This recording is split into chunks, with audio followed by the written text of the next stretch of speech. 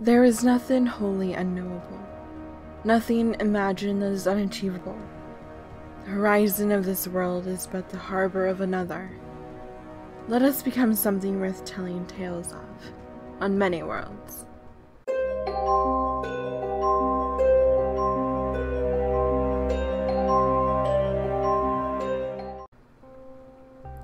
Katalyka, or as I named it in the folder of this video, Katalyka, is a multiplayer strategy card game based around the object of building a galactic culture. The game was marketed on Kickstarter by an artist named Michelle Friedrich, which met its goal of $7,500 with 85 backers in the summer of 2011. 7 years later, backers are finally getting products, but instead of the game they paid for, they are receiving an entirely separate game. So why am I talking about a debatably unsuccessful Kickstarter instead of something actually creepy? In this series, I've covered a variety of tales, ranging from a few parts of the internet. This one is worth mentioning due to one of the reasons the Kickstarter was somewhat unsuccessful. Because the Sun told Molly not to finish it. Before I get into the details, I would like to mention that this video will be touching upon mental health. So if you're sensitive to that type of thing, this may not be the video for you. On top of that, a few of the things Molly writes about can be considered sexist or maybe racist by some people, so be cautious there as well. None of her views are reflective of my own. So let's step back where it all started. July of 2011, when DeviantArt artist Molly Friedrich posted her first Kickstarter, Katalyka, a tabletop game she planned on producing all on her own. Her art and concept ended up drawing in nearly 100 people, allowing the fundraiser to be successfully backed by the end of the pledging period. The gameplay is similar to a cross between Risk and Magic the Gathering. Play should only take a few minutes to learn how to play, but the complexity of the strategic possibility increases nearly exponentially as the gameplay deepens. There are 13 different types of interactions possible when interacting with an opponent. Each of these pathways offers a different style of gameplay, and each one has been mastered by a different culture of the galaxy. Each group has different weaknesses and strengths, and can be seen as a hero or a villain, depending on your game strategy. For the first few months, production of the game seemed to be going well. Everything was planned out and on schedule. Molly was promising a shipment to be December of the same year. She even claimed to be ahead of schedule at one point. Things were looking good for Katalyka. However, a mess up with the dice order caused that timeline to be shifted back to early the next year. It happens all the time in solo projects, especially one so large. Not a big deal. The new year comes and the items are yet to ship, but Molly continues to post updates, showing her backers that she is making progress towards getting their items. Her June 2012 post is when things turn from regular Kickstarter troubles into something else. Ever since about December, I've been harassed by a voice that is claiming to be the Sun, and it's been attacking me and harassing me almost every hour of every day. This is the best way I can explain what I'm going through. If anyone has any advice or can offer with this problem, it was not really what I was hoping for. It was very much not what I was told making this game was going to be like last year when I started working on it. Voice says, "The Sun doesn't want you to publish Katalyka because it wants to be almost exactly like Katalyka, but keep it all a secret. If you publish your game, it is going to let people in on too many secrets." Paraphrasing. My response: "The giant glowing mass of hydrogen that lights up our entire planet with heat and color wants to remain a secret? Seems a bit like a pipe dream to me. Besides, there have already been a few different galactic-themed video games and at least one other board game that have all gotten rather popular, so I really don't understand why the Sun is supposedly obsessing over the details of this game specifically. The voice won't tell me what it is that I'm supposed to change or remove, because apparently that would give it too much away. This is all rather strange to me and hard to believe. We already demonstrated that the sun's long-term goals and survival are threatened by people who manipulate elements, and that the sun has nothing to lose by being honest and open. But the people who want to control it and the less educated people around them have their entire fortunes to lose if life on Earth came together in a healthy way, along with the blessing of the sun. Apparently my design for the game was based on ideas that are too close to reality, and people who have a lot of influence over life itself have been stomping on me and trying to keep me from finishing it. I hope you can understand why I've been hoping the production would have gone smoother and just get the game done, but this harassment has gotten so persistent I can barely even think anymore. When I started working on it, I was told it would be my opportunity to make something that would help teach, bring various levels of life together, and would be fun and popular, but it's just been a roadblock after roadblock.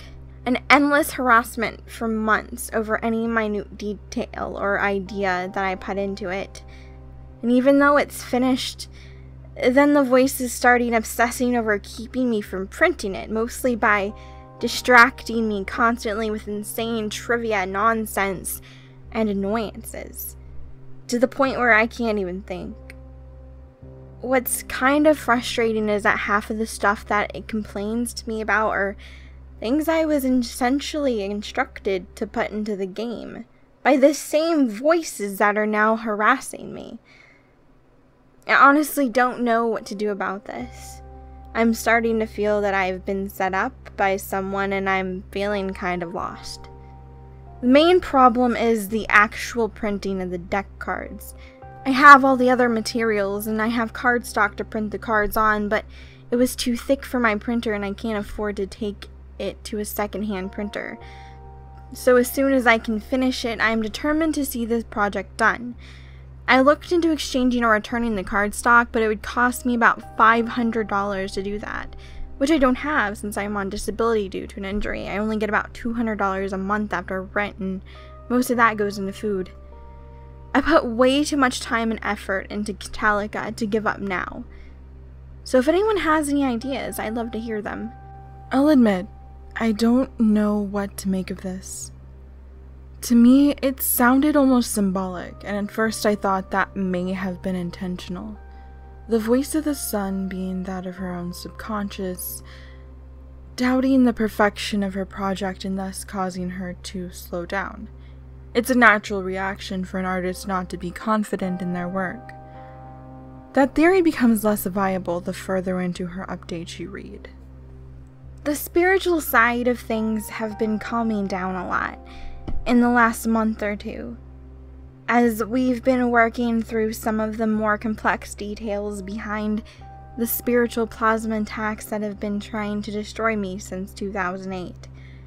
I actually feel confident that I've been able to figure out pretty much everything that I needed to, and the record in my journals is a full enough account of things that it's now just a waiting game on my part for all the cascades to go out and the attacks on me end completely.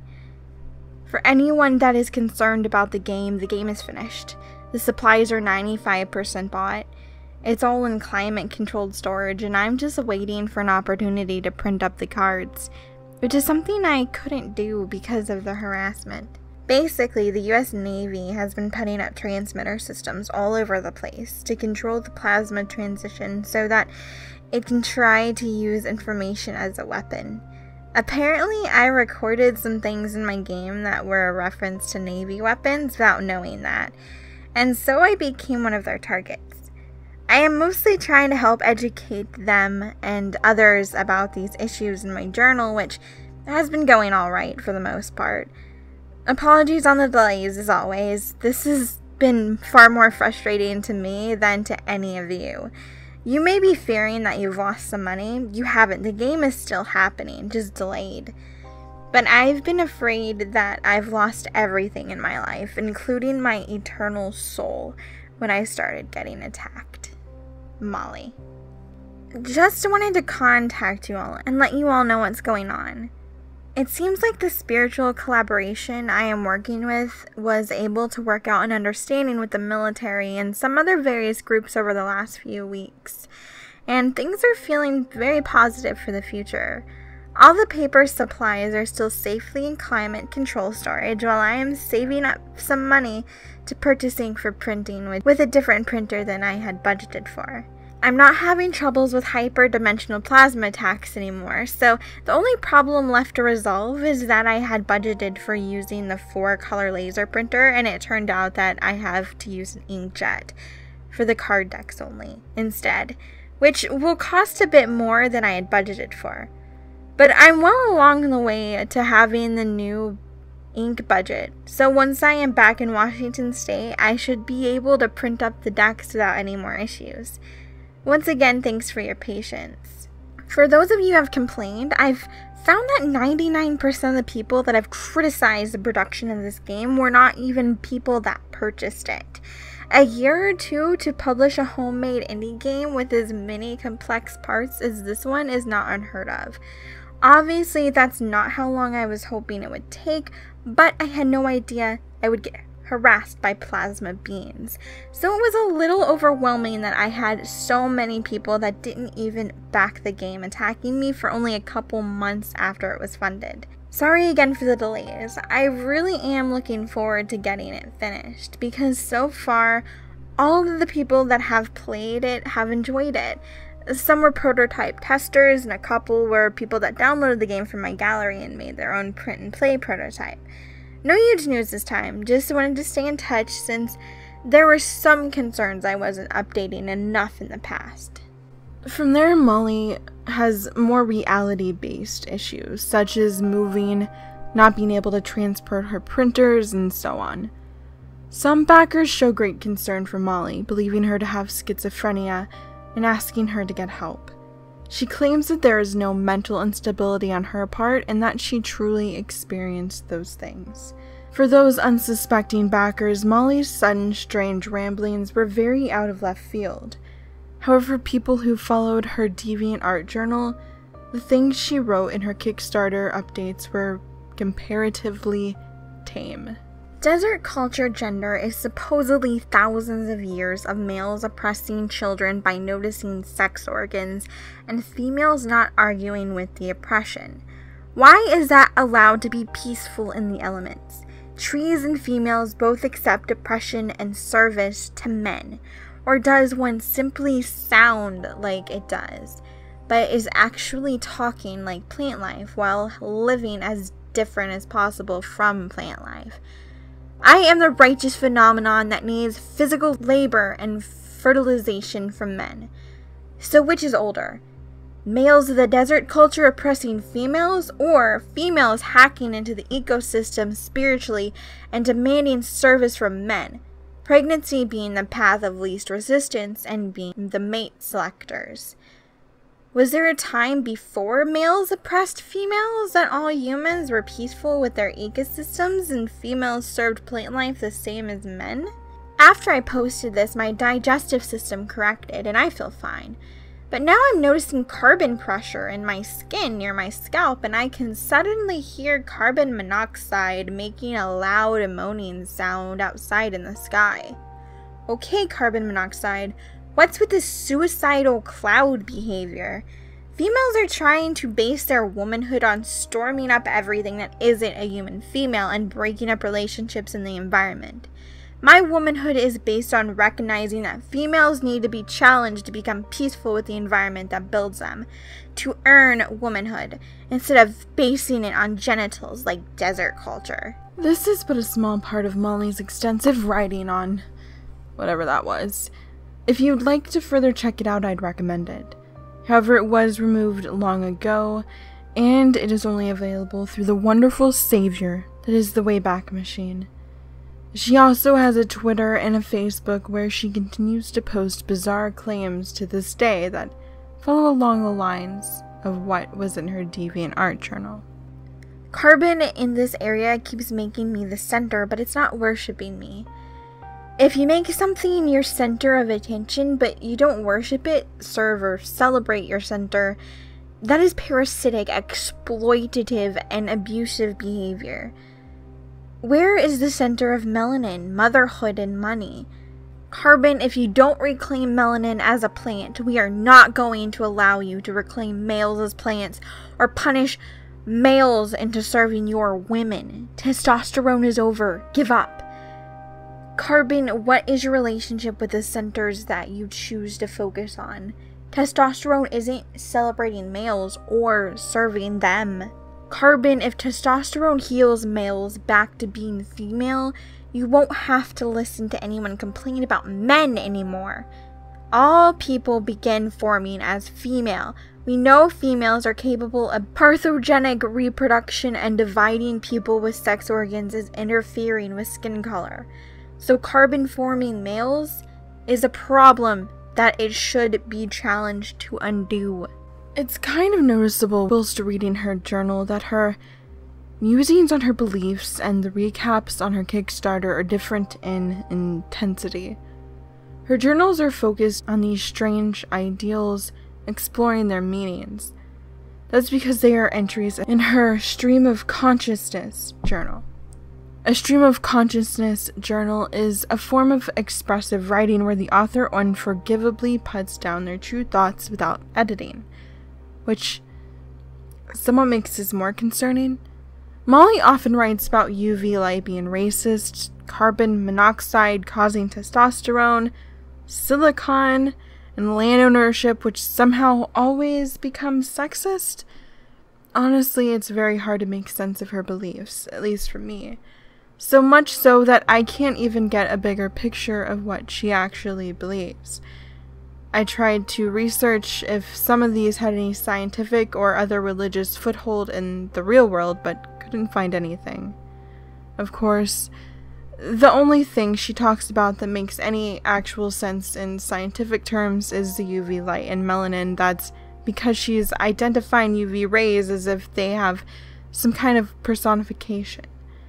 Sunlight affects Caucasian people more because lighter-skinned people don't have as much melanin, which helps protect from UV rays. But that's science, not melanin, and not UV having any kind of racist preference towards people of color. Other than that, most of what Molly talks about seems to be a fabrication of her mind alone. Generally, in these Strange Stories videos, I like to present both sides of the story despite what I may personally believe about it. But I was having trouble justifying Molly's side. I couldn't, as I said, comprehend why she thought this way, or where it came from. So in order to fulfill this position, I reached out to Molly on Twitter for an interview. Hey Molly, my name is Ashley. I run a YouTube channel that covers extraordinary topics. I was looking to do a video about some of your beliefs, such as the sun trying to halt your game. This is not about Katalyka, but about some of the things you have written. I would really like to do an interview with you and get your perspective on things. Please DM me if you're interested. If not, then no big deal. Thanks, Ashley. The best way to explain my belief is simply to say that I believe the goal of evolution is to create angelic protectors of the garden, and that everything that falls short of that is halted by stellar culture. That includes my art and stuff like Katalyka. I'm not special. I have one question. When did you start believing in such? Is it something that came to your mind that made sense to you? Or did you hear something similar somewhere to start the process, or something else? One of my first memories was in pre-kindergarten. The teacher divided the class by sex organ, and I had no expectation that something so private was being used to discriminate a class of children. I remember having a psychic conversation with the girl next to me and feeling confused. The teachers got very angry that I didn't want to move over to the boys' side, even though I explained how angry and self-harming they were acting with each other. When I was born, they put male on my birth cert, so my mom was raising me as a boy. I found out my teen years after having a cell test at a hospital that I was chromosomally intersex, so not really male or female, but a mix of traits with a little bit of both, but that was the first time I became aware that I didn't feel comfortable identifying as male. I think that was when I started noticing that I was different too. I remember when I was 7 feeling a spiritual presence that described itself as similar to God. Because I kept feeling out of place everywhere, and because I wondered about it so much, it answered. It was when I was 7 years old that this spiritual presence first explained itself to me that I was intersex, and when I asked why, it said that angels are differently gendered and sexed from men and women. But I didn't yet understand how any of it could be real. It wasn't until I was 11 or 12 that I hit puberty and didn't get much masculine traits, but instead started growing natural breasts and wide hips, that my stepdad at the time took me to the hospital and asked them to do a test on me to find out why his boy was turning female. So for me, feeling out of place and noticing gender as weird is always being tied hand in hand with the idea that spirits are real and can communicate surprising things to me, and that I might be different from other people in an angelic direction. When I eventually came around to taking it seriously and believing it's probably communicating important ideas, mostly came from a couple decades of paying attention to media and art, and thinking about why things happen the way they do, why artists say what they do. Just want to say, as far as evolution works, in my understanding, it's my acceptance of these things that allow them to become more and more real on my body, and that my differences are probably the result of a couple generations of my family having a spiritual relationship. The way she puts it, it seems that she began to feel this way after being isolated for some time. Maybe to fit in. It also has a lot more of a religious undertone than what I perceived from her DeviantArt journal. Some of a Christian Garden of Eden type thing, though personally I don't understand it. A lot of people believe that Molly may have some mental health disorder, most particularly schizophrenia. Schizophrenia is a chronic and severe mental disorder that affects how a person thinks, feels, and behaves. People with schizophrenia may seem like they have lost touch with reality. Although schizophrenia is not as common as other mental health disorders, the symptoms can be very disabling. Positive symptoms are psychotic behaviors not generally seen in healthy people. People with positive symptoms may lose touch with some aspects of reality. Symptoms include hallucinations, delusions, thought disorder, unusual or dysfunctional ways of thinking, movement disorders, agitated body movements. I'm not a psychologist, and I'm not going to say she has a mental health problem, but I'm not going to ignore the similarities to it and what she experiences. Perhaps it would be in her best interest to get a psych evaluation just in case, but that's a decision for her to make. Molly experiences things that most of us just can't understand. Maybe what she says is some sort of true reality that we just cannot grasp. It's most certainly a reality to her. What she says is bizarre, but she seems like she's a relatively good person, and she's trying to make good on her Katalyka promises despite her troubles. Whatever she believes may be literally out of this world, but as long as she's not really harming anyone, she has every right to practice and preach what she perceives as reality. Same as any other. The sun seems happy to live and let live, and so does she.